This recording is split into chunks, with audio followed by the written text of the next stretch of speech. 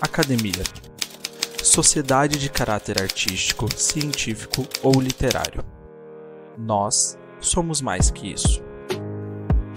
Mais que uma academia, somos um clube de médicos focados na qualidade de vida em âmbito pessoal, científico e profissional.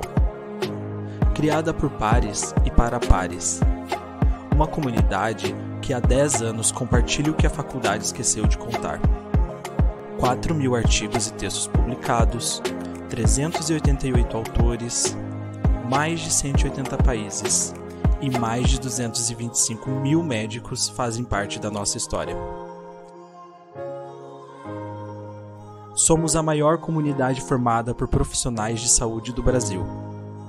A Academia Médica nasceu para te ajudar a alcançar os seus objetivos. Conheça agora o clube de médicos mais influentes do Brasil, onde a troca de conhecimento é ilimitada.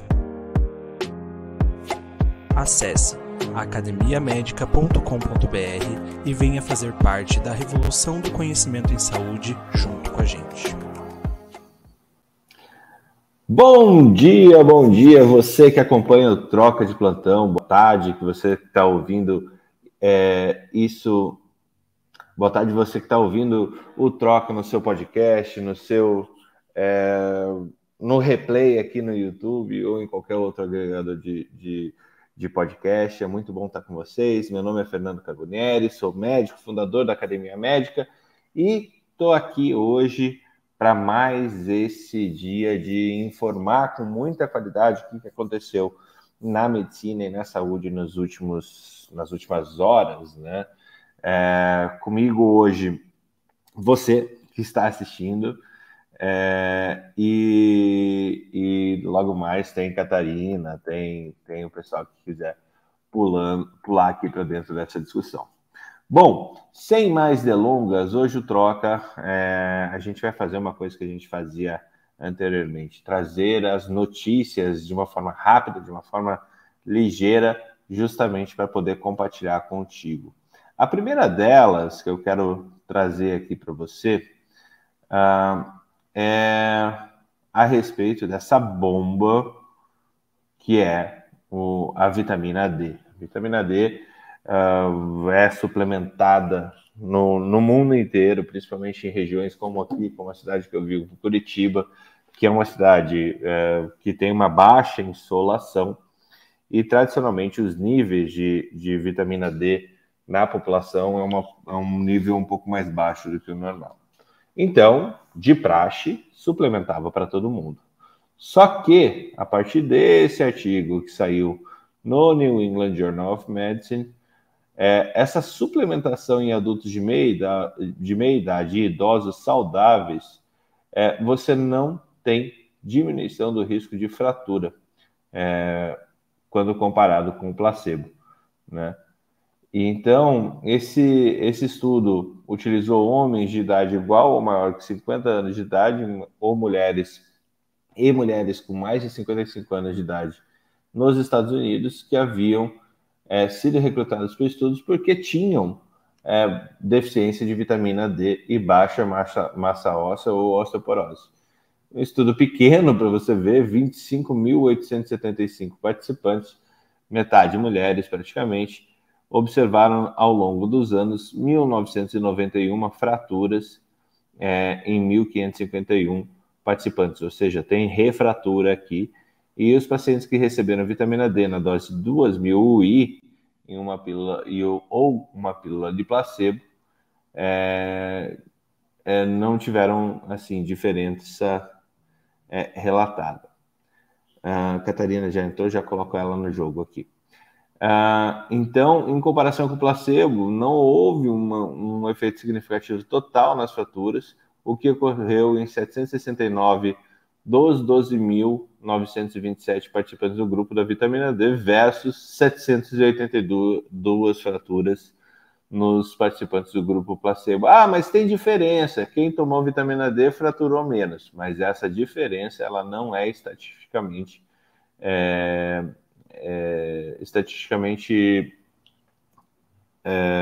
viável, assim, não há diferença em termos estatísticos, né?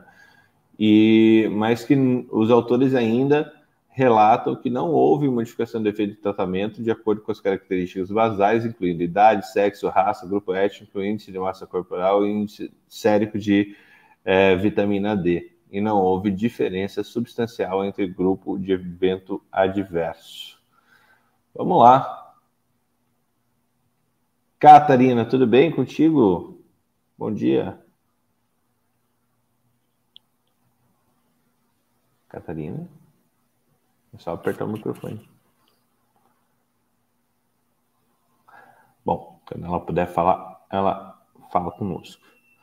Então, essa é a primeira notícia que a gente tem, realmente, essa questão da vitamina D não reduzir risco de fratura óssea quando iniciar essa suplementação acima dos 50 anos de idade para mulheres e 55 anos de idade para homens. Gostou desse artigo? Não concorda com ele? Concorda com ele? Vai lá na Academia Médica, que ele está lá disponível para você, ok? E conversa conosco, diz o que você achou. Outro artigo interessante que a gente trouxe nesses dias que se passaram, desde o último troca de plantão, que foi na terça-feira,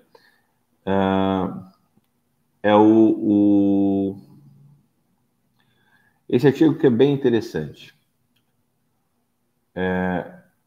O exercício físico, quanto mais, melhor. Já é falado há muito tempo, acho que uma das primeiras coisas que eu gostei muito, ainda quando eu estava na faculdade de medicina, que foi super interessante, foi quando eu encontrei um estudo um vídeo do Dr. Mike Evans falando dos 23.5 hours, que demonstrava que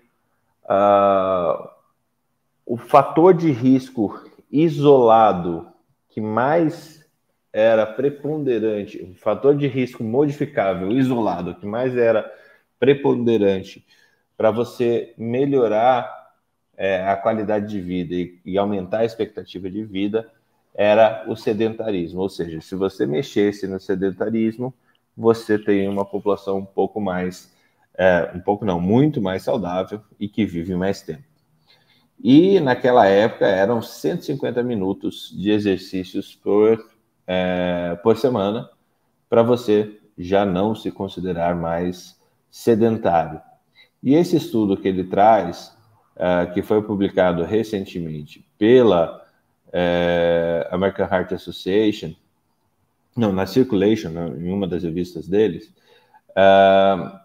com 100 mil participantes acompanhados durante 30 anos, demonstra que adultos que realizam 2 a 4 vezes a quantidade atualmente recomendada de exercício físico, ou seja, 300 minutos ou 600 minutos, têm um risco significativamente reduzido de mortalidade. Para vocês terem ideia do que a gente está falando, o nível de atividade física autorrelatado por meio de questionário validado em termos de uma frequência bianual. E a gente viu uma redução de mortalidade por doença cardiovascular em torno de 28% a 38% nos participantes que realizaram 300 e 600 minutos por semana. Então, dos 300 a 600 minutos, 25, 27% mortalidade não de doença cardiovascular e dando um risco de 26 a 31%, um fator de proteção de até 31% para essas pessoas que realizaram a atividade física. Agora, aqueles que não realizaram isso tiveram uma qualidade de vida muito, muito, muito piorada, né? Então, os pesquisadores observaram também que as pessoas que realizam 75 minutos de atividade vigorosa ou menos que 150 de atividade moderada por semana têm maior benefício na redução de mortalidade, realizando consistentemente aproximadamente 75 a 150 minutos de atividade vigorosa ou de 150 a 300 minutos.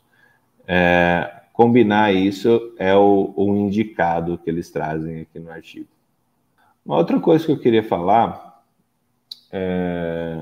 Ontem a gente teve uma nova aula no nosso curso de Reflexões Vitais sobre a Morte. A gente teve a presença do Wagner, anestesista, paliativista do INCA, e o Wagner foi falar sobre cuidados paliativos para esse grupo que está fazendo esse curso junto conosco. Uma aula excepcional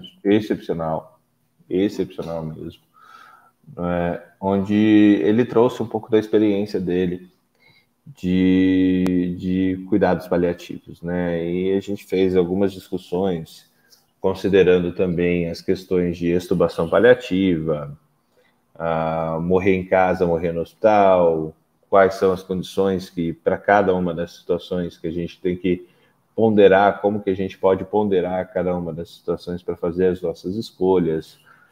Pincelamos também uma fala sobre o documento de as diretivas antecipadas de vontade, que é quando você deixa um documento escrito dizendo o que você quer que seja feito contigo no momento que você está internado em estado em que não tem mais retorno, né? Ou não só internado, mas quanto você está evoluindo para o fim de vida. É um assunto super difícil, um assunto super complexo. E hoje, deixa eu só achar de novo o artigo, saiu do National Institute for Health and Care Research em julho desse ano, né? Deixa eu colocar aqui para vocês o nosso artigo na tela. Aqui. Onde a gente fala também da deprescrição, do descalonamento de medicamentos em pacientes, em pessoas mais idosas que têm quadros de multimorbidade e polifarmácia. Então, é o Taylor Evidence Synthesis aqui. Então, o que eles trouxeram numa meta-análise com 662 artigos selecionados e que acabaram sendo selecionados apenas 20 para eles poderem analisar, que examinava a eficiência, a segurança e a aceitabilidade da deprescrição em adultos com polifarmácia, que polifarmácia tem o significado de 5 ou mais medicamentos, com multimorbidade, com 2 ou mais condições, né? E ali, eles realmente relatam que para fazer isso, você precisa de um grupo bastante treinado para você ter uma boa prática clínica e achar... E eles acharam... Cadê? Que reconhecer esse processo de deprescrição é complexo e que falta atividade, falta profissionais adequados para poder fazer isso da melhor forma possível. Isso não é exatamente um problema só nosso aqui no Brasil. Essa ciência é uma ciência que ainda está evoluindo, ela é uma ciência mais do que ciência médica, ela é uma ciência humana também, onde você mensura qualidade de vida, recursos, relação médico-paciente, relação médico-familiares desse paciente. Então, é um assunto com muita necessidade de ser estudado, principalmente porque a gente vê uma população em envelhecimento, né, e que precisa dessa nossa atividade. Vamos ver. Um outro artigo que a gente... Kátia, você pula para dentro a hora que você quiser, tá? Não sei se vocês lembram, gente, a gente teve no começo do ano, alguns casos de hepatite aguda em crianças, né? Que a gente não sabia direito qual que era a etiologia, por que estava acontecendo isso. E nesse artigo publicado no BMC Medicine, ele traz essa síntese do que a gente sabe sobre esse assunto, porque a gente teve vários casos no Reino Unido, a gente teve alguns casos aqui no Brasil também, e que a gente não conseguia identificar onde estava o problema, né? E estava associado com o Covid no primeiro momento, então a gente ficou, logicamente, levantou o alarme lá no começo, né, do que estava acontecendo, e depois, né, a gente veio trazer essa situação com um pouquinho mais de clareza, né? Então, para você ter ideia como que foi isso, desde o começo, a partir do começo dessa epidemia, dessa situação que começou ali em 1º de abril e 5 de abril, a gente teve em torno de 650 casos prováveis de 33 países no mundo, onde 38 desses casos tiveram que receber transplante hepático e 9 dessas crianças acabaram morrendo, né? Então, e essas crianças, elas tinham uma situação que era interessante. Elas não tinham nenhuma condição médica e estavam antes, e eram menores que 5 anos, a média de 3 anos, né?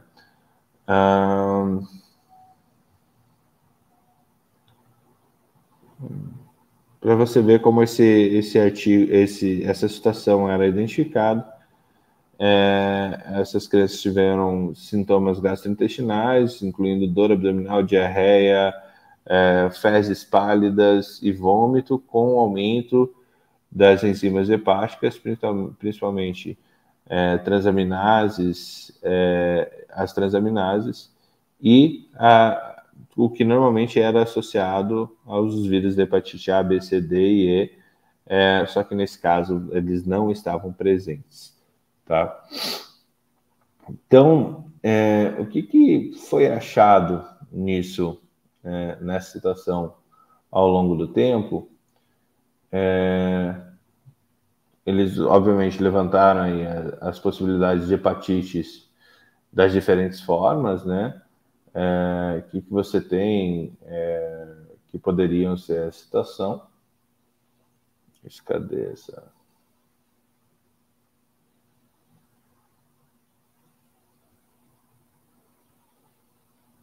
Como que foi o atendimento até os 27 de maio, onde a gente chegou a 650 casos em 33 países, então menos de 2 meses de evolução para 650 casos, e como que se espalhou isso ao redor do mundo. E o que eles acham é que eles não chegaram a um statement, a uma declaração que você consiga levantar essas bandeiras realmente onde pode estar acontecendo essa situação, né? Você não consegue criar esses alarmes. Essa situação desses países que foram afetados, eles realmente continuam com as vigilâncias sanitárias ativas, mas principalmente acham que a epidemia de SARS-CoV-2 pode ter contribuído devido para essa resposta e para levantar esse alerta global da forma como foi levantado. Todos nós estamos vendo como qualquer alarme nos chama a atenção, né? O caso do monkeypox também não é diferente disso nesse momento, né?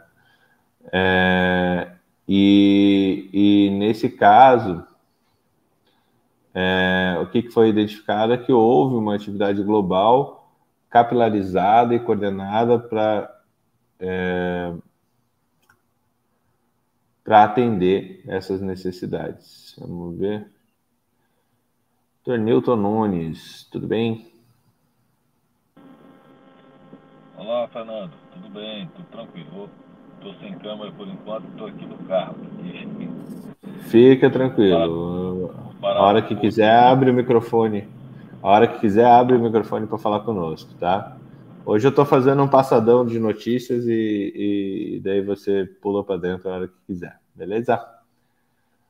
Então é isso. Essas hepatites infantis, ela me parece, eu não vi nenhum outro alarme recentemente sobre esse assunto, o que nos traz aí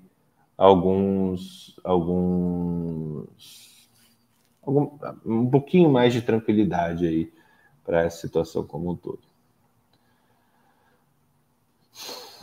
Fernando, eu não te escutei direito, cara. Saiu cortada a tua fala para mim aqui. Eu estava acompanhando um pouco pelo YouTube, vi que você apresentou também um artigo de exercício físico, né? Sobre exercício. Mas Sim. eu não consegui escutar a tua fala agora. Tá saindo cortado para mim. E agora?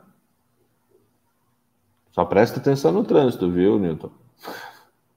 Um outro artigo que eu separei hoje para a gente falar é sobre o ensino do Digital Healthcare nas faculdades. A gente falou sobre isso no troca anterior, quando a gente falou sobre inteligência artificial na saúde, o que a gente está usando para poder identificar doenças precocemente, como que a inteligência artificial acaba sendo uma aliada do médico na saúde das pessoas. Vamos ver se agora o Newton consegue falar direitinho aqui conosco. Escutando você bem.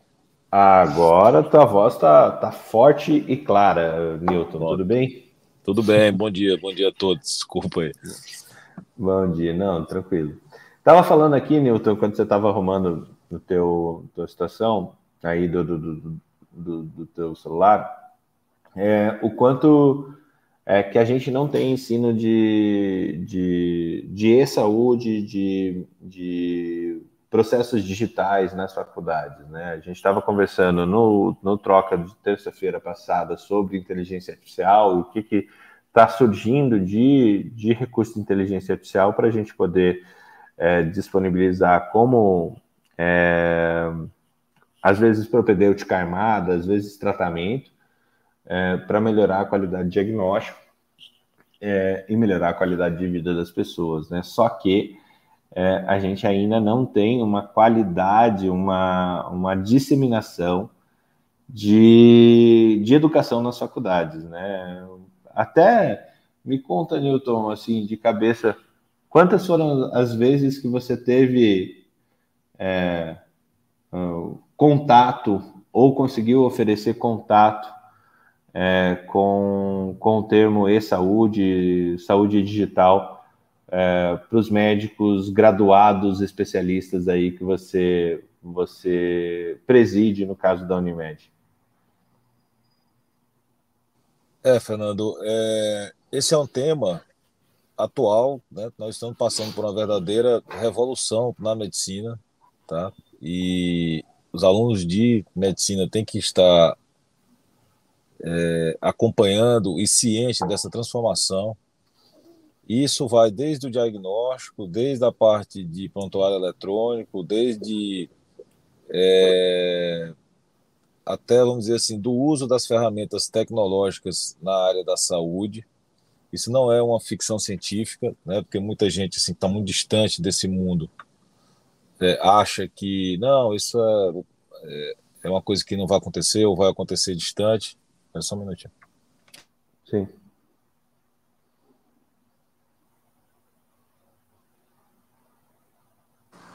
Desculpa aí que eu estou colocando combustível do carro, cara. Aí vamos nós. Então, assim, onde eu trabalho, a gente tenta colocar esse tema sempre em voga, né? Na verdade, sempre em pauta. porque a gente tem usado as ferramentas de inteligência artificial, especialmente também usando muita parte de dados, né, que é uma outra coisa que eu acho que hoje está mais presente no dia a dia da saúde. Na parte de diagnóstico, a gente acompanha o que está surgindo, né, especialmente na área da radiologia, na área em outras áreas como dermatologia, né, que já tem uma parte de inteligência artificial, de e-saúde, telemedicina, telesaúde, propedêutica armada na telesaúde, né? Então, o fato é que esse tema ele tem que andar junto do ensino hoje em dia, né?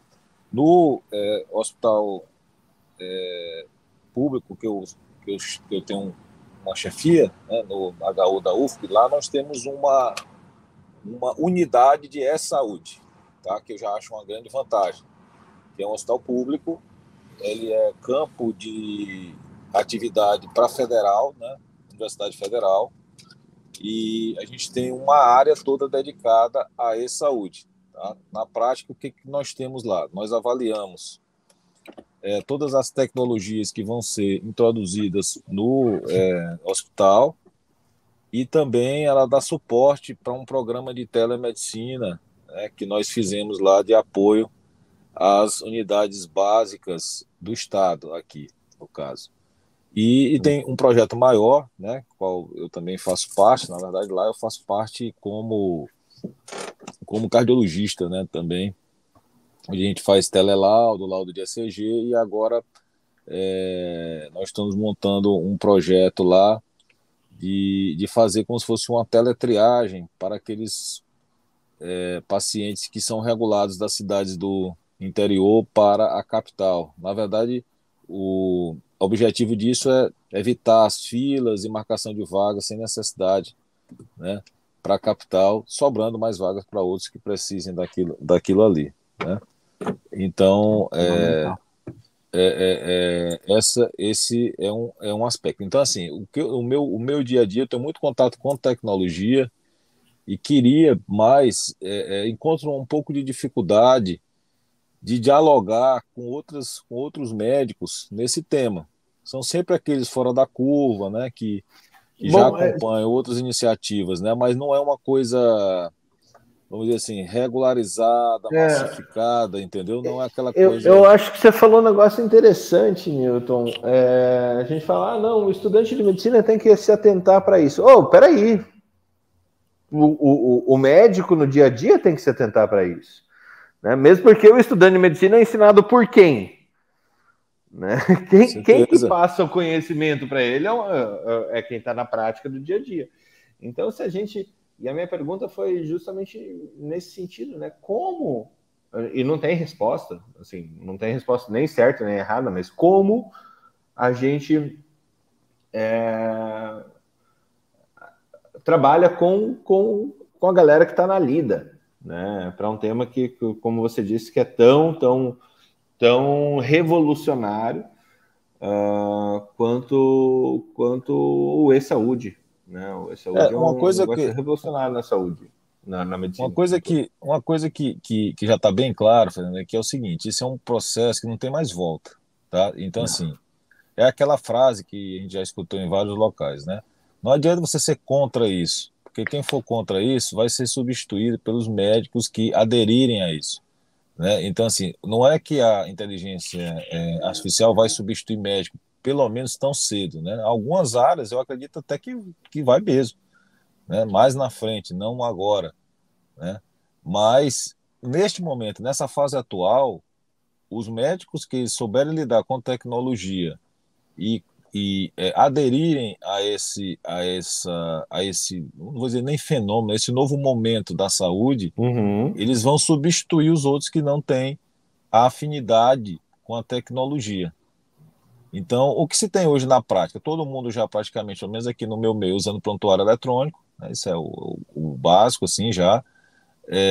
As tecnologias, todo dia surge uma startup que se apresenta com alguma solução nova no campo da saúde, em vários aspectos, ou de monitorização, ou de BI, ou de inteligência de dados, ou de novas ferramentas de ensino, como eu vi agora no HackMed. Eu conheço duas que ficam batendo na porta aí da Unimed Teresina, que eu tenho extrema relação com elas. Pois é, tem duas na minha porta aqui, tem várias outras. A gente tem um modelo de inovação aberta, onde a gente realmente testa as startups naquilo que elas se propõem. Se for interessante para o nosso negócio, a gente testa e a gente contrata quando é bem sucedido. Então, mas é demais, cara, a quantidade de plataformas hoje, eu estava contando, eu vou dizer uma coisa, eu gasto um bom dinheiro da Unimed, por exemplo, com assinaturas hoje de plataformas que nós temos para melhorar algum processo, entendeu? Hoje, a gente passou por um processo de transformação digital, está passando, né? Mas já hoje, assim, o que eu gasto, eu tenho plataforma, eu tenho no RH, eu tenho plataforma no atendimento, plataforma na parte de provimento, assistencial, regulação, contratos, jurídico, em todos os setores da Unimed, eu tenho plataformas que me ajudam a fazer a gestão especializada. Isso é cada vez mais, cara. Então, a gente que está na saúde não tem como mais a gente se afastar da tecnologia, e essas ferramentas elas são úteis, e eu dizer a coisa, está quase sendo imprescindível mesmo, você não consegue mais ficar sem. Então, passando para o lado da assistência mesmo, médica, no mínimo você vai ter que saber usar bem um prontuário eletrônico, você vai ter que analisar um gráfico, um dashboard, um BI, e usar as ferramentas preditivas que aquele sistema pode te dar, tá? O que se tem hoje é isso. Na parte de diagnóstico, por exemplo, ultrassom, imagem, ressonância, tomografia, eles já adiantam muito, né? Tem vários softwares já que já adiantam muito a vida do radiologista, né? Já separando pelo menos aqueles exames normais dos não normais, ali já. Então, assim, cara, é o novo mundo. Eu acho que né, admirável mundo novo da saúde. Só compartilhando, corroborando o que você está falando, nesse artigo que saiu no JMR, que é um journal Open Science, eles trazem aqui uma questão muito, muito interessante, que como que é a produção de artigos sobre o ensino digital na educação médica. Acho que tem um ponto que você falou, que vocês estão passando por transformação digital, né, Nilton? Mas eu acho que o termo ainda é muito genérico, ele é muito etéreo ainda para muita gente, porque transformação digital ele tem muito menos a ver com processos digitais, a comprar uma ferramenta, a comprar um SaaS, comprar um artigo, comprar um robô de inteligência artificial. Tem muito menos a ver com isso do que uma transformação cultural, considerando que as ferramentas digitais elas trazem maior possibilidade da gente medir as coisas que a gente faz em saúde, e é uma melhor quantidade da gente acompanhar os impactos que a gente causa no sistema de saúde. Nunca foi tão possível a gente mensurar tanta coisa de uma forma rápida, dentro do que o Newton trouxe também do Business Intelligence. Mas para você ter ideia como esse assunto é grande, né? Se você for ver esse gráfico aqui que esse artigo traz, a quantidade de publicações e citações sobre o ensino digital na educação médica, né? Se você pegar esses três últimos anos, entre 2018 e 2021, a quantidade de publicações foi quase tudo o que se publicou nos últimos nos 6 anos anteriores, ou seja, a gente dobra a quantidade de publicações sobre esse assunto na metade do tempo, né? Super interessante o artigo, e eles fazem essa análise também de como isso foi impactado pela Covid-19. Artigo super interessante, está lá no JMIR, daqui a pouco também na Academia Médica para a gente discutir. E ainda aqui o Newton tinha falado que eles têm... Olha, a Catarina chegou. Oi, Catarina, tudo bem? Não bateu a bicicleta hoje, né? Não, menino. Não, tô ficando safa. Tem que ver, tô chegando rapidinho agora. Tô esperta. Que saudade de você, que bom que você está aqui. Também, tô com muita saudade, viu? Que bom que você está aqui conosco. O que eu ia trazer aqui, Aqui. O Newton estava falando da questão da inteligência artificial, e aqui é um artigo que saiu no JAC, né, sobre o aprendizado por aprendizagem computacional, por deep learning, para identificar doença valvular de coração esquerdo, né, específico para isso, e ele coloca aqui como que é feita essa análise, como que é o algoritmo de análise das ondas do eletrocardiograma e como que ele faz essa situação para que você consiga identificar essa patologia de forma ostensiva numa série de eletrocardiogramas ao mesmo tempo, tá?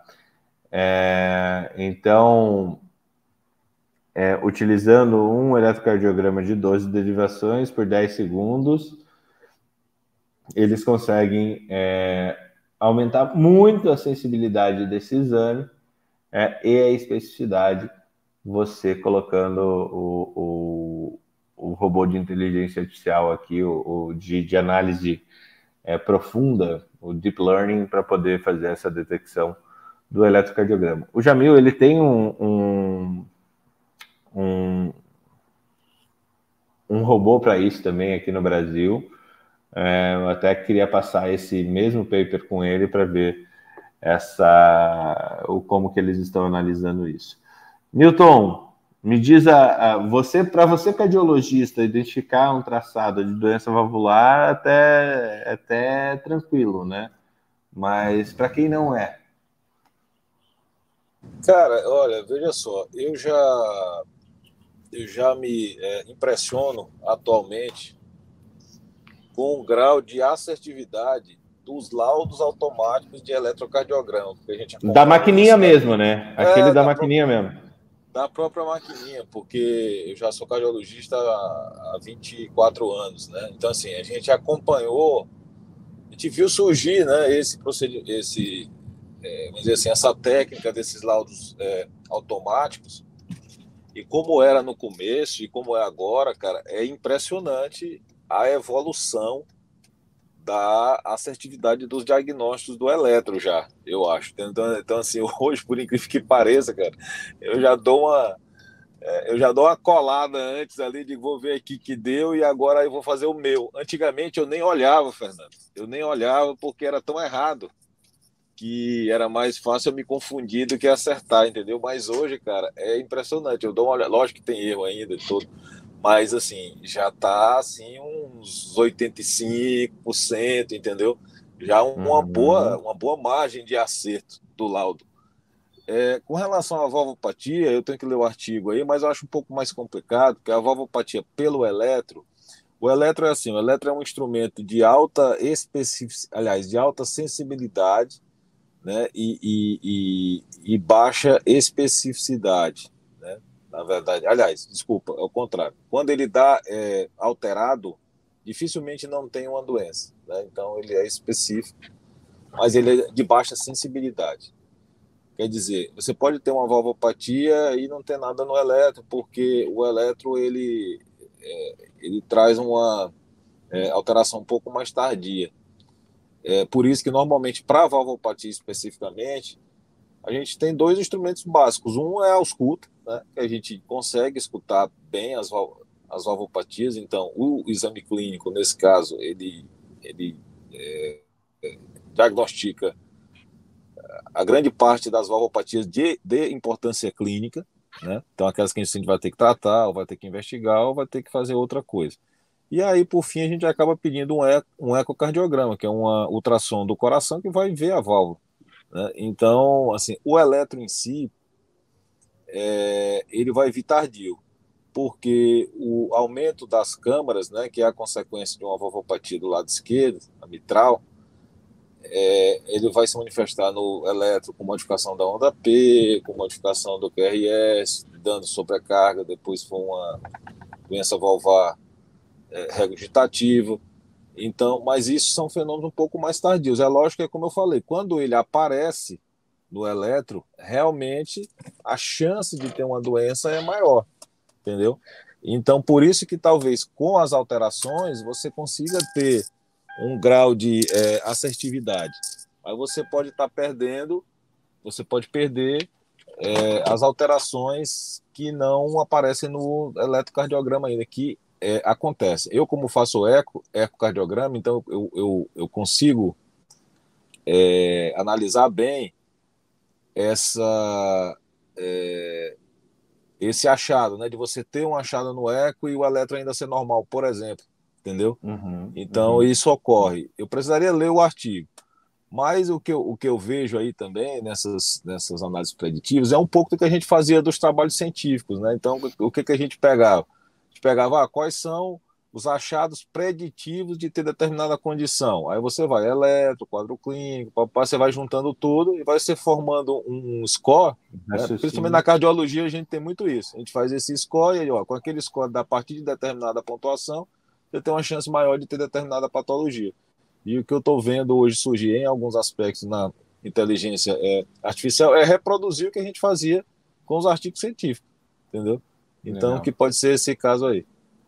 Não, olha que legal, assim, até para unir a nossa conversa aqui com a atenção primária, essa questão de digital health não é uma coisa, não são vozes da minha cabeça, vozes da cabeça do Newton, é uma coisa global que a gente está falando, ou vozes da cabeça da Catarina também. Há uma política de transformação digital na saúde no governo brasileiro.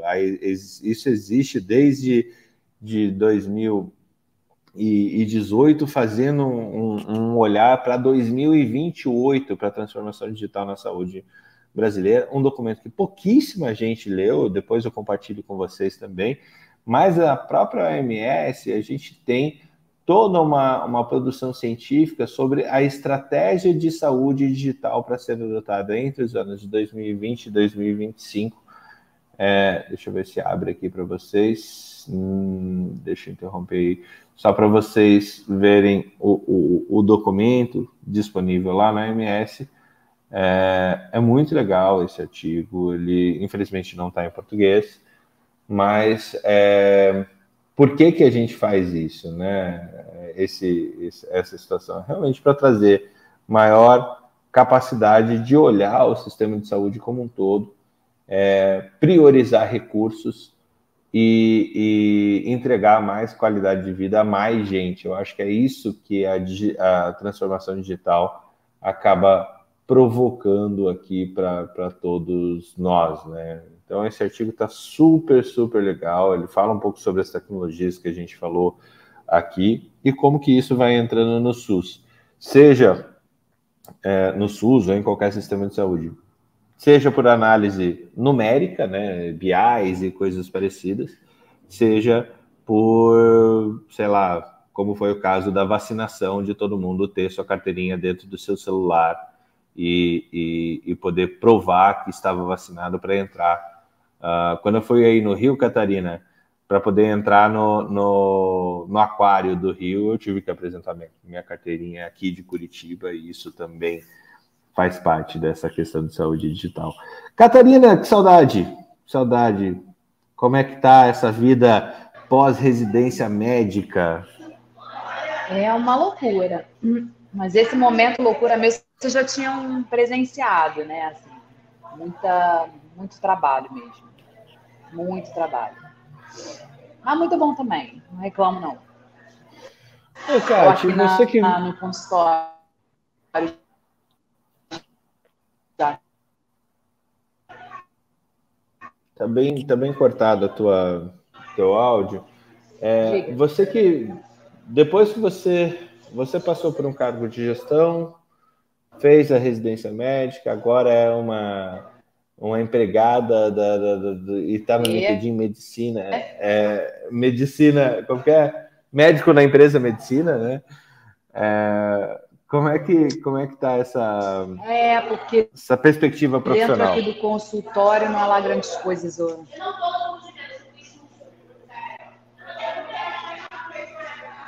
Realmente fica difícil da gente... Desliga a câmera, Kátia, vê se melhora.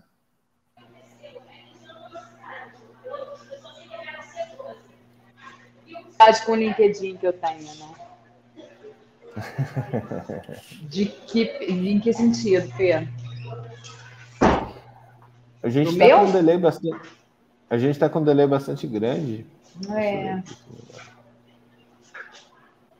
Peraí. Que tal? Melhorou? Vamos ver, acho que agora foi. Tá me ouvindo? Peraí, deixa eu ver se eu consigo fugir para um lugar que tenha um sinal melhor. Aqui dentro onde eu tô. Porque onde eu tô, o miolo da clínica, entendeu? Para um lugar muito... Tá bom.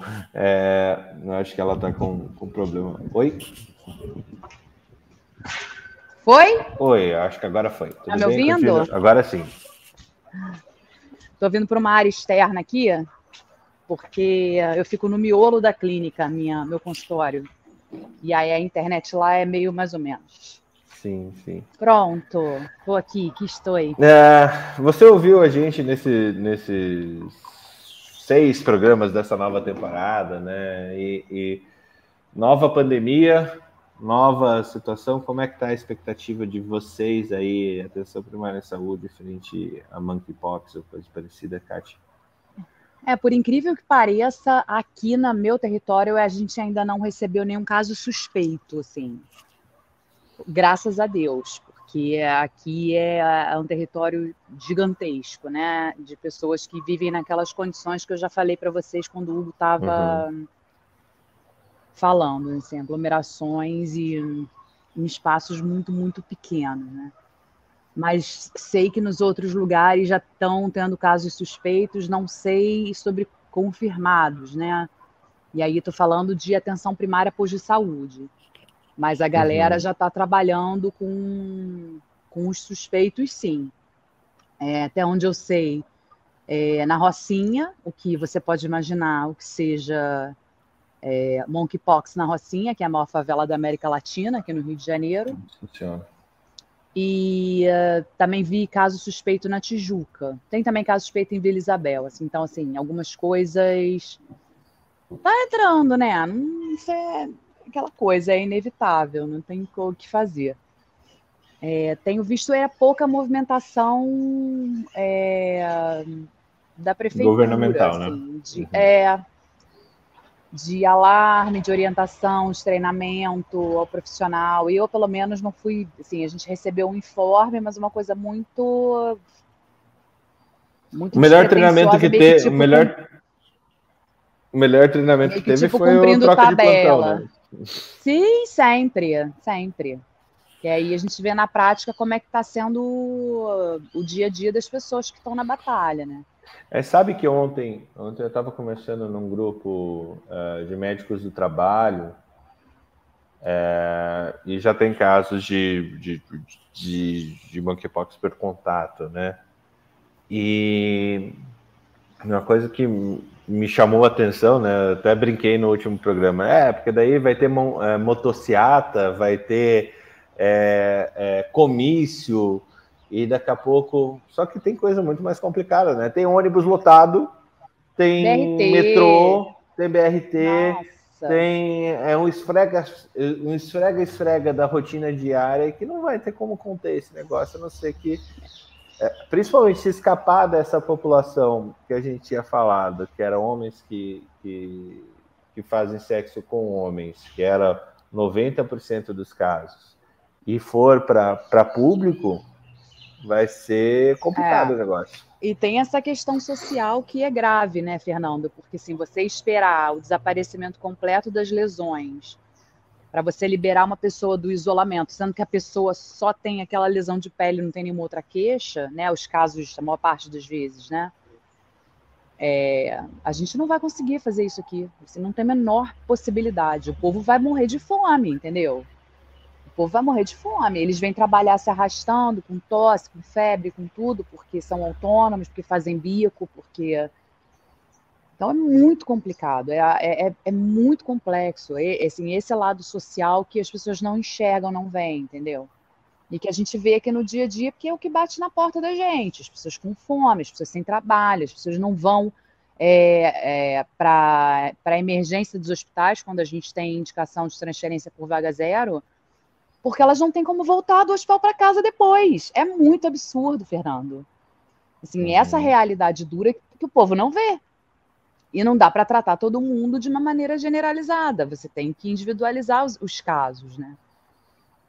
Então, é um problema, assim. Tem que pensar assim. Como é que a gente vai passar por isso? E não está tendo nenhuma estratégia. Não estou vendo estratégia, não estou vendo nada.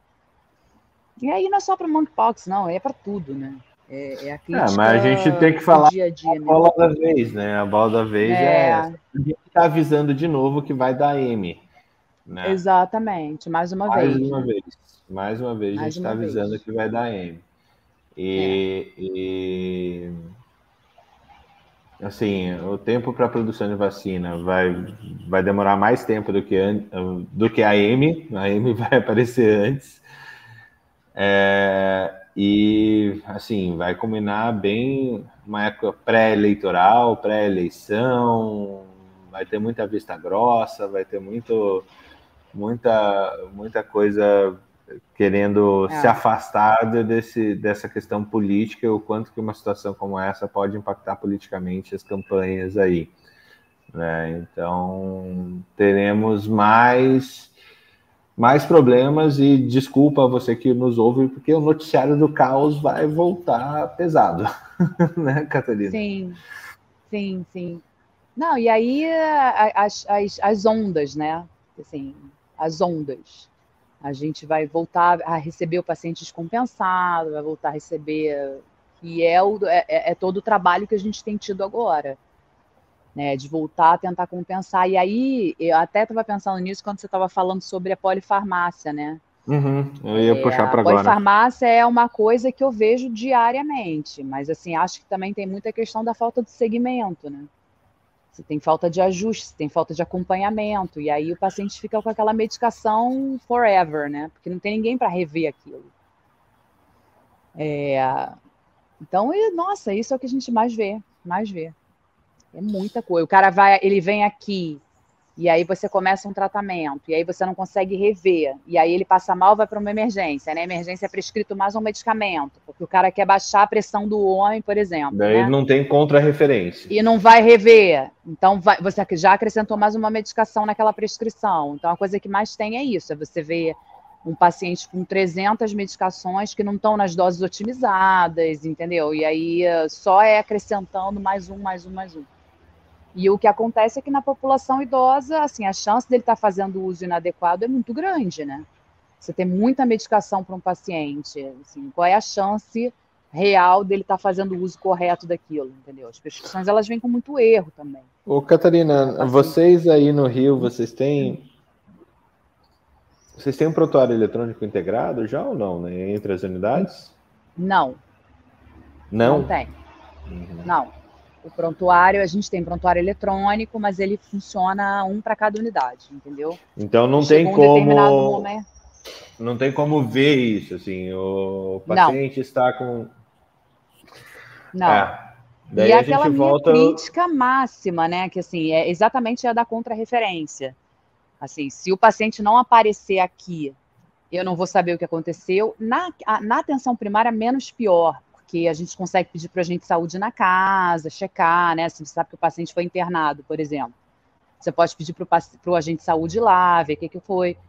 Só que, cara, eu acho que eu até já comentei isso uma vez, dos encaminhamentos que eu faço para atenção secundária, eu não recebo contra-referência. E aí eu tenho que Você tentar não sabe adivinhar o que com foi o paciente.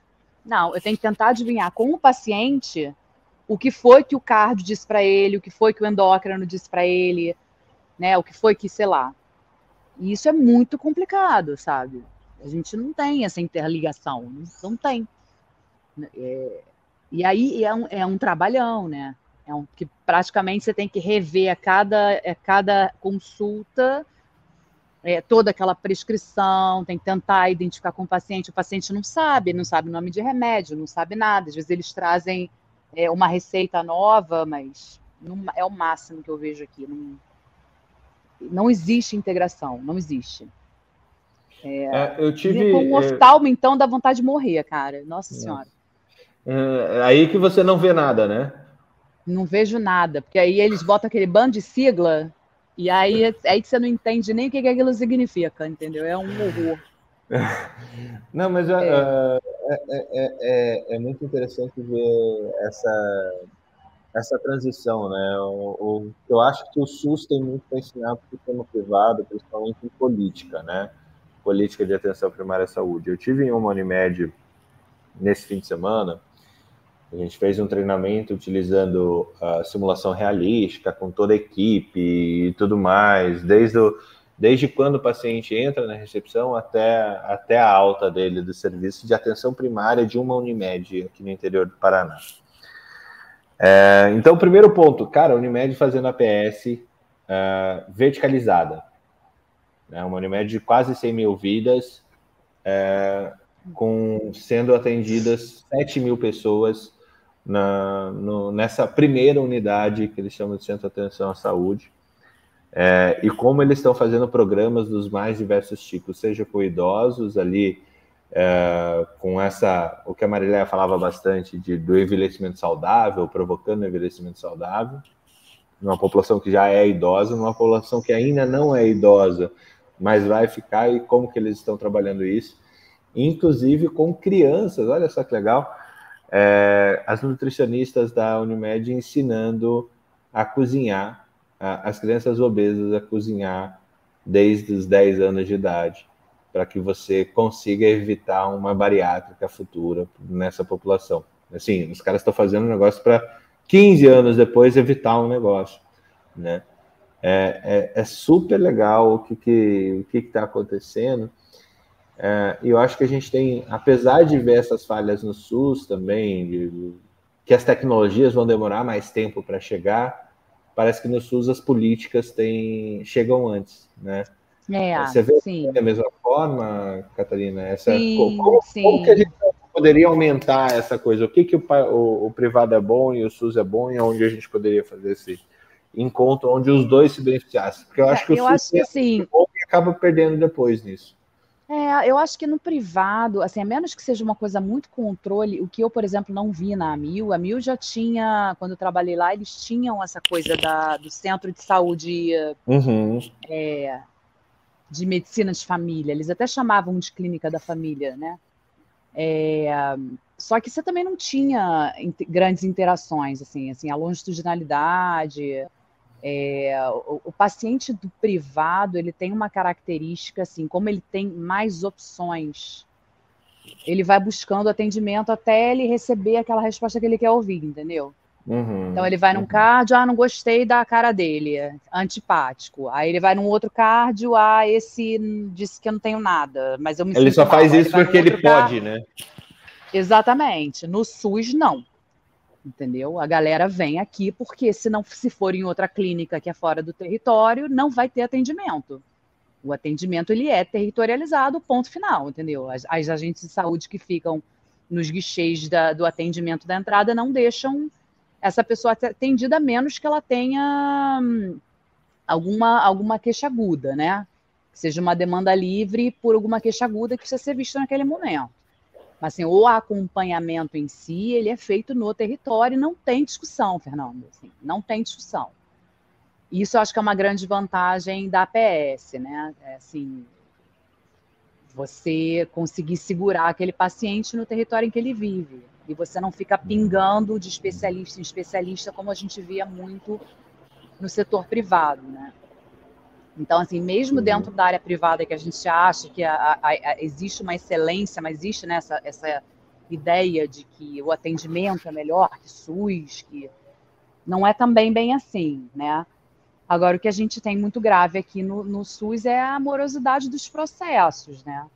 Então, para você conseguir uma vaga de um especialista, demora 300 anos. Eu estou com um caso grave de um paciente que chegou aqui. Ele chegou, na verdade, para mostrar uma ressonância. E aí, quando eu fui olhar a ressonância dele, ele tem inúmeros implantes secundários na pelve, na bacia, nos fêmures.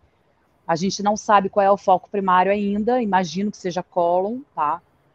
Mas, assim, qual é a grande questão? Eu consegui tomografia para ele para novembro, Fernando. Você entende? Não, e olha que engraçado. Eu não consigo encaminhar ele. Ele tem uma resso, que é exame caro. Ele tem, que ele pagou, tá? Ele tem, e eu não consigo, ainda assim, eu não consigo encaminhar ele para um serviço de oncologia, porque na ressonância dele não diz qual é o foco primário.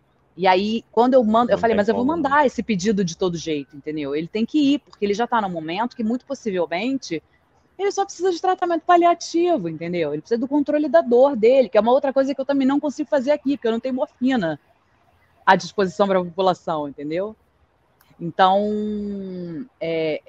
isso é uma questão, assim, que, putz, pega muito. Eu estou com outro caso agora de uma paciente que é provável neoplasia de endométrio. Até eu conseguir que ela chegue num especialista que vá poder fazer alguma coisa por ela, assim, o tempo que se perde, entendeu? São tempos que as pessoas aqui não têm. E que acho eu, porque eu também não tenho experiência na prática clínica da rede privada, né? Mas eu imagino que talvez seja um pouco mais fácil das pessoas terem esse tipo de acesso ou de encaminhamentos, tá?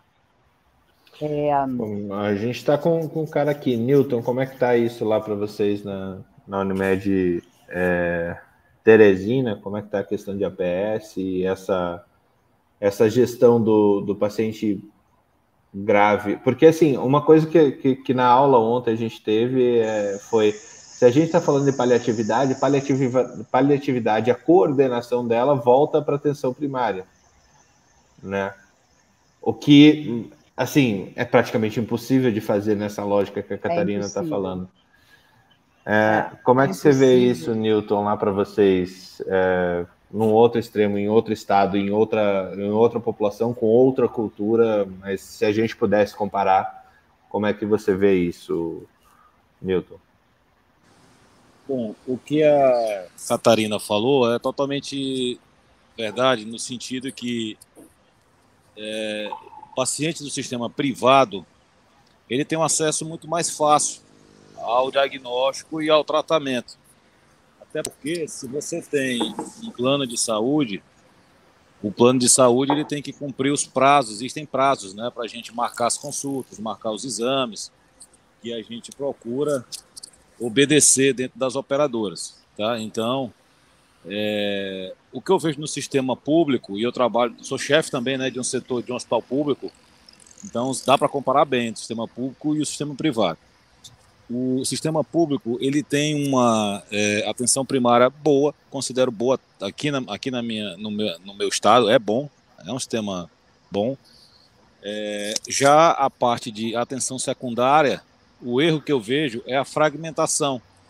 Então você tem muitos não, mas tem alguns hospitais de referência para fazer tudo, que aí é onde eu acho que está o erro, né? Você poderia ter, de uma forma mais organizada do ponto de vista de sistema, referências em determinadas patologias, aonde houvesse referência e contra-referência do paciente público, e aonde eu acho aí, Fernando, que é uma oportunidade para a telesaúde entrar bem aí. Essa parte da regulação de telesaúde, ela funcionaria bem nesse caso. Vou dizer aqui o meu mundo aqui, então assim, a gente tem praticamente 2 hospitais públicos totais, né, que fazem cirurgia pelo SUS, aí tem mais um privado que tem convênio com o SUS e às vezes você não consegue fazer em nenhum dos 3, porque ou está faltando alguma coisa, material, ou não tem vaga, ou não tem, tá entendendo? Então assim, Uhum. Seria muito mais inteligente você ter centros de referência em determinadas patologias, transplante, cirurgia cardíaca, tá, onde você pudesse encaminhar aqueles pacientes e aqueles hospitais, por serem especialistas naquelas patologias, iriam fazer cada vez melhor. Tá? Então, eu penso que o sistema público ele poderia, e assim como o sistema privado também. Na verdade, Mas não é só o isso não acaba estratificando mais ainda se você faz centro de referência focal? Não, porque pelo seguinte, vamos falar da questão do câncer, por exemplo, que foi tocado aqui. No sistema público, os hospitais, de regra, como eles estão sobrecarregados, eles só aceitam muitas vezes com a biópsia, com o diagnóstico. Então, às vezes, você já tem esses exames, como a própria Catarina falou, você já sabe que é câncer, você já sabe o que é, mas você tem que ter algum exame, vamos dizer assim, com o diagnóstico do tipo de tumor ou de câncer mesmo, para que ele seja aceito naquela instituição. E isso faz com que se perca muito tempo. Se você tivesse uma instituição de referência, ela seria, vamos dizer assim, dedicada a fazer, inclusive, o diagnóstico. Né? Se você já tem uma suspeita alta, ele poderia ir para lá e esse diagnóstico seria mais célere, mais rápido. Certo? Então, o que eu vejo na prática é isso. E o sistema privado, como todo mundo já sabe, é péssimo em fornecer a atenção primária, e não é porque ele é péssimo, não, é porque o cliente, culturalmente, do sistema privado, ele está acostumado a escolher o que quiser e ele não quer ir. Às vezes você tem, nós seguimos praticamente 3 mil pacientes, né, nessa condição de medicina privada e controle de crônicos. A gente vai, inclusive, ampliar isso. Tem um projeto que já era para ter rodado esse ano, mas não rodou por conta do momento, mas certamente no ano que vem ele sai, que é fazer o núcleo de atenção integral à saúde em uma área maior para acompanhar mais gente. Mas o grande problema é que para você referenciar até para esses núcleos, você encontra resistência de um cliente que está acostumado a escolher vários médicos, o que quiser. Isso gera também bastante desperdício, Fernando, que é o problema da saúde privada muito grande. É esse desperdício por essas escolhas. Você vai em vários médicos, os sistemas hoje ainda a gente não tem integração, né, de fato, e são feitos exames repetidos, exames que não têm necessidade. Ou seja, em resumo, o sistema público ele é bom na medicina primária, né, a atenção primária. Eu acho que ele falha bastante na secundária, apesar de que a gente tem salvo muitas vidas. Ontem mesmo a gente estava discutindo um caso aqui de uma dissecção aórtica com ruptura no HU, cara de 48 anos que nasceu de novo. Eu nunca tinha visto uma ruptura que altura de dissecção? Torácica mesmo, torácica. Ele foi tamponado pelas estruturas ao redor. Conseguiu chegar no hospital e conseguiu ser operado. Foi um negócio assim, foi quase um milagre esse caso. E o tamanho da ruptura, o cara meteu a mão lá, o cirurgião cardíaco. Então, assim, um negócio impressionante que só foi salvo porque o HU tinha suas condições de fazer uma cirurgia cardíaca complexa como essa. Então, assim... Imagine, para quem não sabe o que a gente está falando da gravidade do caso, esse é um caso que, assim, se não tivesse tamponado, os pacientes iam morrer em 1 minuto. 1 minuto, 2 minutos, né, Newton?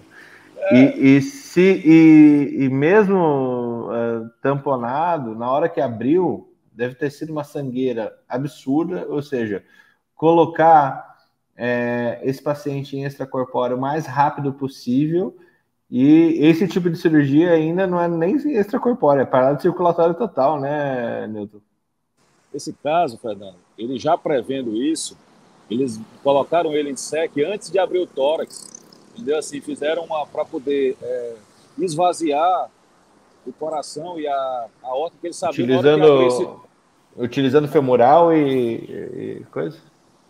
Exato. Porque na hora que eles fossem abrir o tórax, ia correr o risco exatamente de você pegar aquele coágulo que estava tamponando e ia estourar e ia morrer na hora.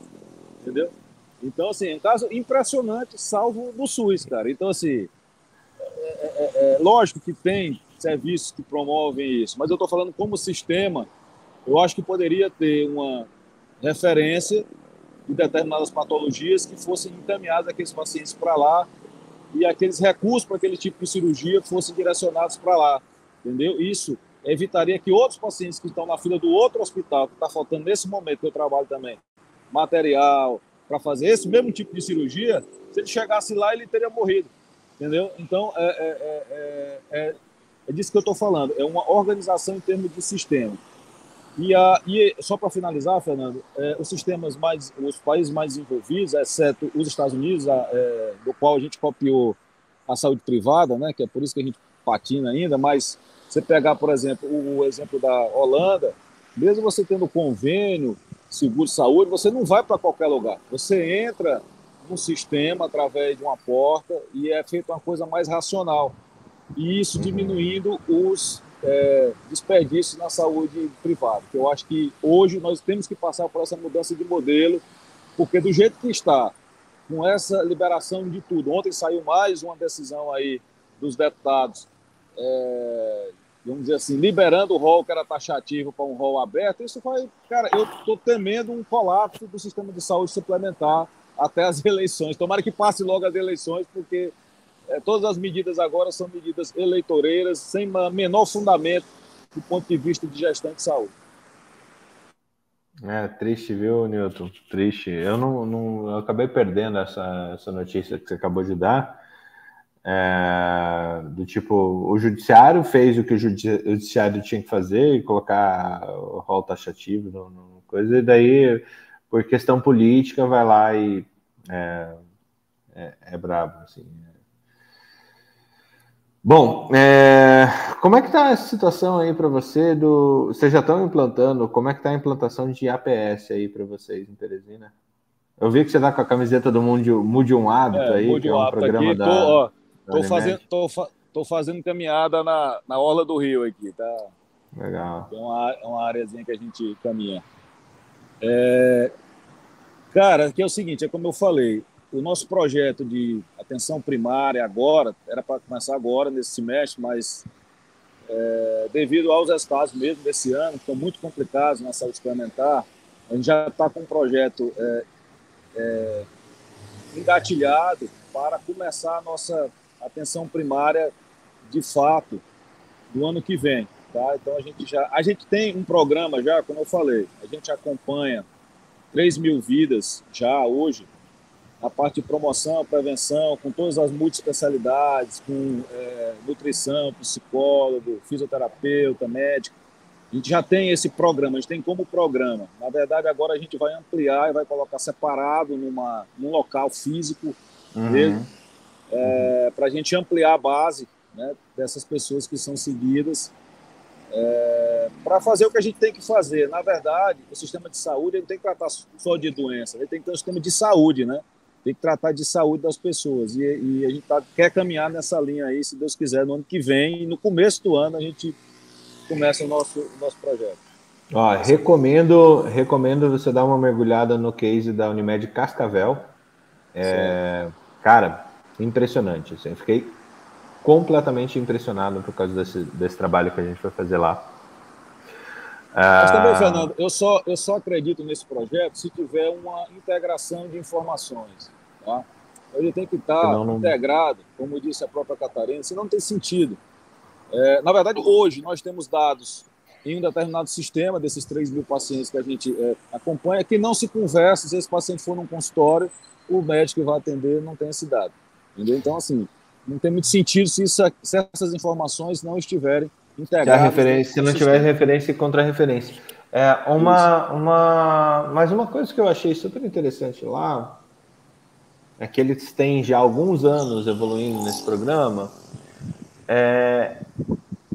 A presença de uma APS provoca mudança cultural da população que você atende. E se você não tem um aparelho, se você não tem APS de fato, você não tem por que causar uma mudança cultural. Agora, se você tem a coisa instalada, ao longo do tempo você vai trazendo mais gente para dentro desse serviço. E mesmo que você acaba perdendo menos gente para a especialidade focal, né? E dentro do sistema Unimed, mesmo que venha uma carta, e não esteja dentro do mesmo sistema, mas venha uma carta de referência, uma carta de contra-referência, seja no cuidado paliativo, por exemplo, vem da oncologia para paliativar um paciente na APS da própria instituição, muda o jogo, muda completamente o jogo. Você dá muito mais qualidade de vida para aquela população num custo muito mais baixo.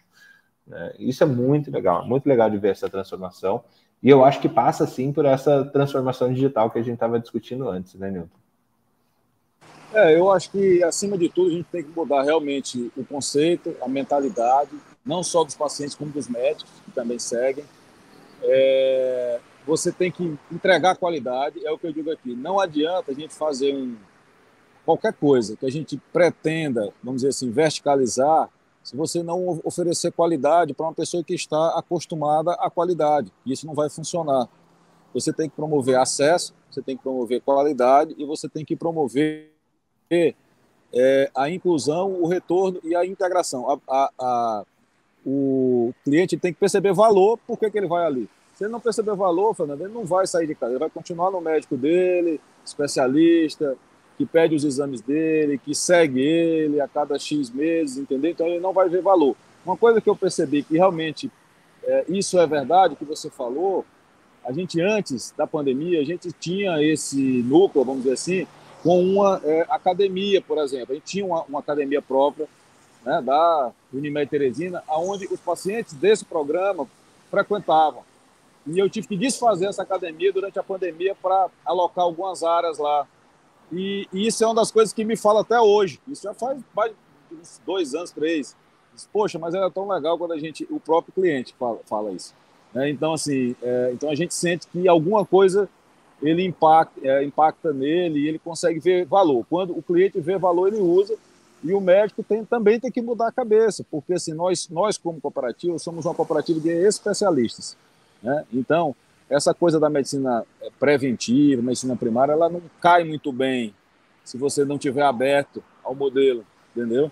Porque, em regra, ela vai tirar, entre as consultas de um especialista, né, na cabeça de quem está pensando. Mas isso é uma besteira, né? Eu fico imaginando um ortopedista ultra especializado querendo ter consultinha, não faz o menor sentido. Ele só tem uma ocupação de um espaço no horário dele que ele não vai ajudar tanto, o paciente não vai ser ajudado, e é isso aí. Na cardiologia é a mesma coisa, né, Nilton? Exatamente. E por exemplo, nessa especialidade que você falou, por exemplo, você convive com aquelas lombalgias, por exemplo, crônicas, que não passam com nada. Então, assim, quer dizer, não faz mais sentido você ter um serviço mais completo que siga isso, né? Do que você ficar fazendo essa consultinha e tal. Então, o que eu vejo, Fernando, é isso.